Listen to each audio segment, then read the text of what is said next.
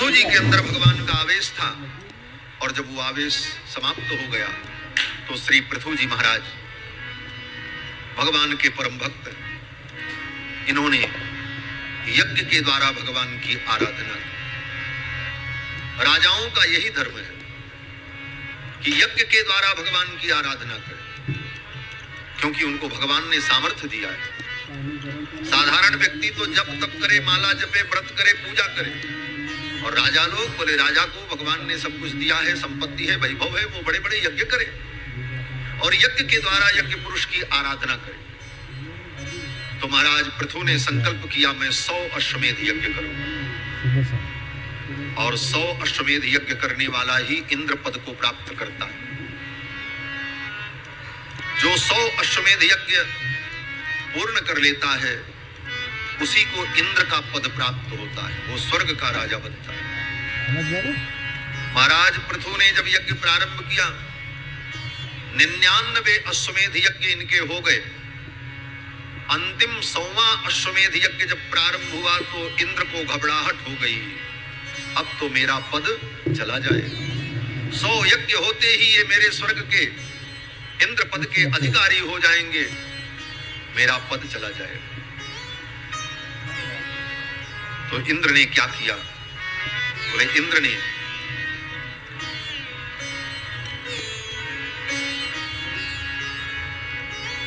अघोरी वेश धारण करके, अघोर वेश धारण करके इंद्र आए, और इंद्र ने महाराज पृथु के यज्ञ के घोड़े को ही चुरा लिया।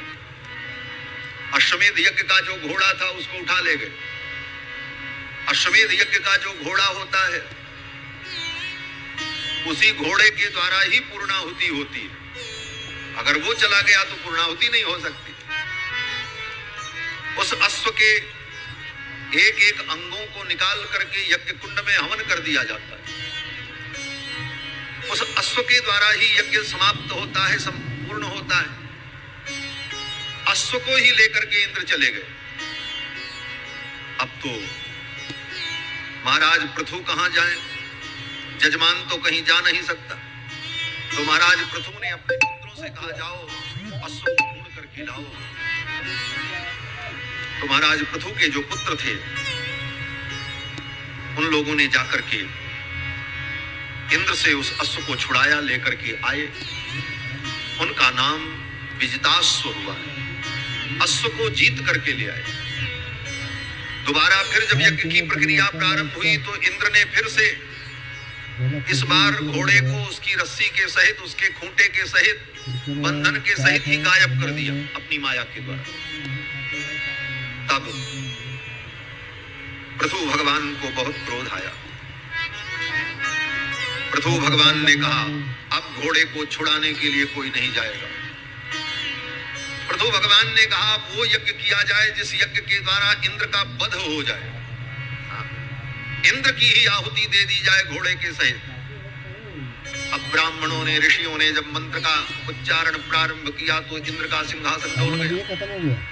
मंत्र में बड़ी शक्ति होती।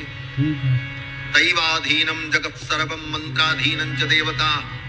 ये सारा संसार देवताओं के अधीन है। हर चीज के देवता हैं।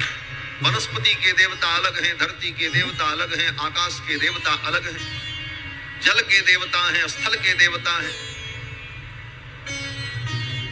और ये सारा संसार देवताओं के अधीन है। लेकिन वो देवता, बोले वो देवता मंत्र के अधीन। दैवाधीनम जगत सर्वम मंत्राधीनम च देवता। और देवता मंत्र के अधीन है। और ते मंत्रा ब्राह्मणाधीना। और वो मंत्र ब्राह्मण के अधीन है। तस्मात् ब्राह्मण देवता, इसीलिए ब्राह्मण को देवता कहा गया। देवता के अधीन संसार, और देवता मंत्र के अधीन, और मंत्र ब्राह्मण के अधीन। जब ब्राह्मण पढ़ेगा तभी वो मंत्र होगा। इसलिए ब्राह्मण इस पृथ्वी का देवता है, भूदेव। ब्राह्मण को भूदेव कहा जाता है। अब तो ब्राह्मणों ने जब मंत्र पढ़ करके आवाहन किया तो इंद्र व्याकुल हो गए। भगवान ने देखा कि अब तो ये पृथु अपने यज्ञ में इंद्र को समाप्त कर देंगे। प्रसह्य राजन जुहवाम ते हितम इत्रा मंत्र कथुप्रतिम विदुरास्यर्जितोरुषा। उन ऋत्विजों ने, ब्राह्मणों ने क्रोध में आकर के जब मंत्र का पाठ किया इंद्र को ही हवन कर देने के लिए, तब भगवान नारायण ने विचार किया अब मुझे चलना चाहिए। और भगवान नारायण आए और भगवान श्री नारायण ने आकर के यज्ञ पुरुष ने पृथु जी को समझाया और कहा आप इंद्र का वध मत करो, 99 यज्ञ आपके हो गए, एक नहीं ही होगा तो क्या बात, और आपको स्वर्ग की कोई कामना तो है नहीं। पृथु जी ने कहा हमको स्वर्ग की कामना नहीं है। बोले तो रहने दो, एक यज्ञ छोड़ दो, 99 ही यज्ञ रहने दो, 100 करने की जरूरत क्या है। तो भगवान के कहने पर पृथु जी ने उस यज्ञ को वहीं बंद कर दिया और उनके 99 अश्वमेध यज्ञ हुए। भगवान के चरणों में पृथु जी ने प्रार्थना की। भगवान ने प्रसन्न होकर के कहा वरदान मांगो, क्या चाहिए। तो पृथु जी ने भगवान से वरदान मांगा। और क्या मांगा?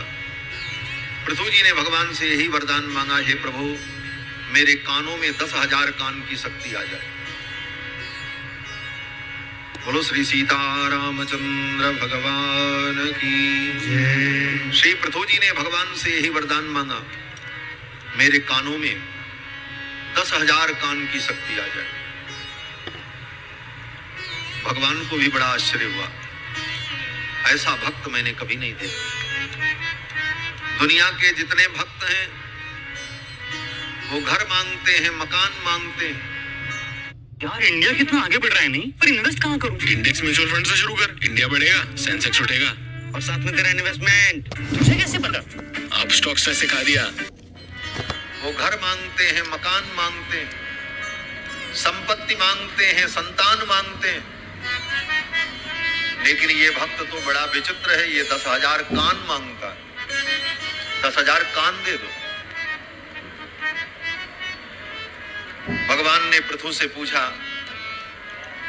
राजन ये 10,000 कान लेकर के क्या करूं? पृथु जी ने कहा 10,000 कानों की शक्ति मेरे कान में आ जाए। बोले इतनी कान की शक्ति लेकर के क्या करूं? तो पृथु जी ने कहा प्रभु इन 2 कानों से मैं आपकी जब कथा सुनता हूं तो मुझे तृप्ति नहीं होती, मेरे कानों में 10,000 कान की शक्ति आ जाएगी तो मैं आपकी कथा सुनता हूं। सोचो भगवान की कथा की कितनी महिमा है। हम इसे साधारण समझते हैं, बस कथा हो रही सुन लिया चलेगी। ये कथा कितनी विलक्षण है और कितनी अद्भुत है। इस कथा के प्रति हमारा क्या भाव होना चाहिए, ये पृथु जी से हमें शिक्षा ग्रहण करनी चाहिए। साक्षात भगवान सामने खड़े हैं और भगवान कहते मांगो क्या चाहिए। तो पृथु मांग सकते थे प्रभु मुझे आपका वैकुंठ मिल जाए, मैं आपके वैकुंठ में वास करूं। लेकिन पृथु जी ने कहा नहीं प्रभु मेरे कानों में 10,000 कान की शक्ति आ जाए जिससे मैं निरंतर आपकी कथा सुनता रहूं। पृथु जी कहते हैं कि महत्तमांतर हृदयान मुखच्युतो विधत्स्व कर्णायुतये शमेवरः। जो आपके परम प्रेमी भक्त हैं उन भक्तों के मुख से निर्गलित होने वाली जो आपकी कथा सुधा है, उस कथा सुधा को पीने के लिए मेरे कानों में 10,000 कान की शक्ति आ जाए, यही वरदान आप थे। भगवान ने कहा था। श्री पृथु जी महाराज का ये दिव्य चरित्र श्री सुखदेव भगवान ने राजा परीक्षित को सुनाया। इन्हीं के वंश में आगे चल करके एक राजा हुए जिनका नाम प्राचीन बरही हुआ है। ये प्राचीन बरही राजा बहुत बड़े कर्मकांडी थे। कर्मकांड में इनकी बड़ी निष्ठा थी, बड़े बड़े यज्ञ करते और 1-2 नहीं हजारों यज्ञ, हजारों से भी कहीं ज्यादा यज्ञ इन्होंने किया। इतना यज्ञ किया कि संपूर्ण पृथ्वी इनके यज्ञ के दर्भ से आच्छादित हो। दर्भ बोले तो कुश, वो पंडित जी कुश लेकर के संकल्प कराते हैं ना, पूजा में हवन में कुश का प्रयोग होता है, उसी को दर्भ कहते हैं। उसी को बरही भी कहा जाता है। बरही, दर्भ, कुश, ऐसे कर्मकांड में उसके अलग अलग भेद भी हैं, लेकिन कुश का ही जो बड़ा रूप है वो बरही है, उससे छोटा रूप जो है वो दर्भ है, और उससे छोटा रूप जो होता है उसको कुश और पवित्र कहा जाता है। संपूर्ण पृथ्वी यज्ञ के दर्भ से आच्छादित हो गई। स्थिति ये हो गई कि कहीं पर दर्भ बचा ही नहीं। रोज ही यज्ञ होता था और बड़े बड़े यज्ञ होते। सेवक लोग कुश लेकर के आते थे। धीरे धीरे पृथ्वी पर कुश समाप्त हो गए। बोले अब यज्ञ कैसे हो? तो ब्राह्मणों ने कहा जो प्राचीन कुश है, पुराना दर्भ है, उसी को धो करके फिर प्रयोग किया जाए। उन्हीं प्राचीन दर्भों को धो करके पुनः यज्ञ में प्रयोग किया जाने लगा। राजा ने अपने यज्ञ में उन प्राचीन दर्भ को ही प्रयोग किया, इसलिए उनका नाम प्राचीन वरही यहाँ पर है। प्राचीन वरही राजा ने बहुत बड़े बड़े यज्ञ किए और उस यज्ञ में अनेक पशुओं का वध किया।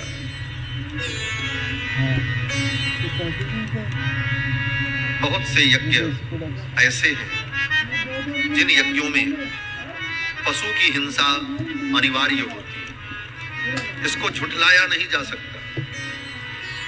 शास्त्र सम्मत है और वेदों में वर्णन भी है। अब जो लोग वेद से अनभिज्ञ हैं, परंपरा वेदों का अध्ययन नहीं किया, वो कहते हैं ये सब बाद में मिला दिया गया, प्रक्षिप्त है। परंतु ऐसा नहीं। बहुत से ऐसे यज्ञ हैं जिन यज्ञों में पशु का प्रयोग किया जाता है। प्राचीन वरही राजा ने ऐसे यज्ञों को किया जिनमें अनेक पशुओं की हिंसा हुई। एक दिन कृपालु परम दयालु देवर्षि नारद पधारे। नारदोऽध्यात्म तत्त्वज्ञ कृपालु प्रत्यबोधयत्। देवर्षि नारद आए और नारद जी ने सोचा इस राजा को मैं उपदेश देकर भगवान की भक्ति में लगा दूं। कर्म करते करते ये पवित्र हो चुका है, अनेक यज्ञ इसने किया है, अब ये भगवान की भक्ति में लग जाए। तो नारद जी आए और नारद जी ने प्राचीन वरही राजा से कहा, राजन तुमने बहुत यज्ञ किया, अब इन यज्ञों को तुम बंद करो और तुम भगवान की भक्ति करो, तत्व ज्ञान प्राप्त करो।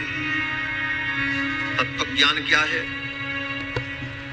बोले तत्व ज्ञान वेदांत, जिसे उपनिषद कहा जाता है। उपनिषद में ब्रह्म तत्व का निरूपण किया जाता है और ब्रह्म तत्व को समझने और जानने की और प्राप्त करने की इच्छा कब उत्पन्न होगी? तो वेदांत कहता है परीक्ष लोकान कर्मचितान ब्राह्मणो निर्वेदमायात नास्तकृतकृतेन। परीक्ष लोकान कर्मचितान ब्राह्मणो निर्वेदमायात। हम संसार में जो कर्म करते हैं उन कर्मों का जो फल होता है वो फल एक दिन नष्ट हो जाता है।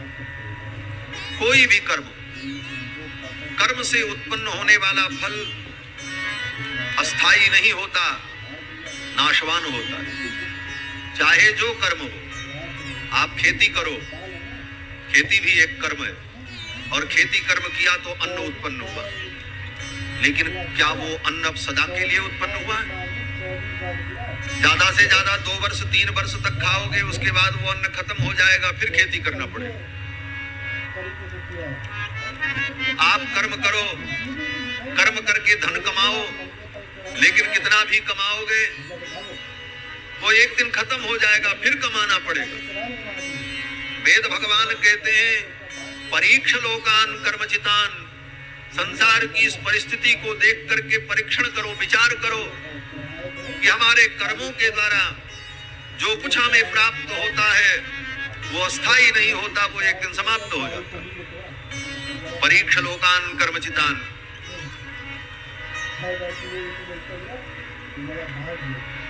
आगे जो माता जी हैं तो बैठ जाए, उनको बैठा दीजिए। बोलो श्री सीता रामचंद्र भगवान की जय। परीक्ष लोकान कर्मचितान ब्राह्मणो निर्वेद माया नास्त कृतकृतेन। कर्म के द्वारा प्राप्त की गई वस्तुएं एक दिन नष्ट हो जाती हैं, तो कर्म के द्वारा जो हम स्वर्ग आदि को प्राप्त करते हैं वो भी एक दिन नष्ट हो जाता है। केवल इसी लोक में नहीं, परलोक में भी पुण्य करके हम स्वर्ग प्राप्त करते हैं, और उस पुण्य के समाप्त होने पर हमारा स्वर्ग भी हमसे छिन जाता है। लोग कहते हैं हमारे पिताजी स्वर्गीय हो गए, माताजी स्वर्गीय हो गए, लेकिन स्वर्ग भी अस्थाई नहीं। पुण्य के बदले में हमें स्वर्ग मिलता है और पुण्य एक दिन समाप्त हो जाता है। श्रीमद् भगवद गीता में भगवान कहते हैं कि छेड़े पुण्य मर्त्य लोकम विशंति। पुण्य के नष्ट हो जाने पर उस व्यक्ति को देवता लोग फिर संसार में फेंक देते हैं। हम पुण्य करके स्वर्ग जाते हैं और स्वर्ग में पुण्य के फल को भोगते हैं, लेकिन कब तक? बोले जब तक पुण्य रहेगा।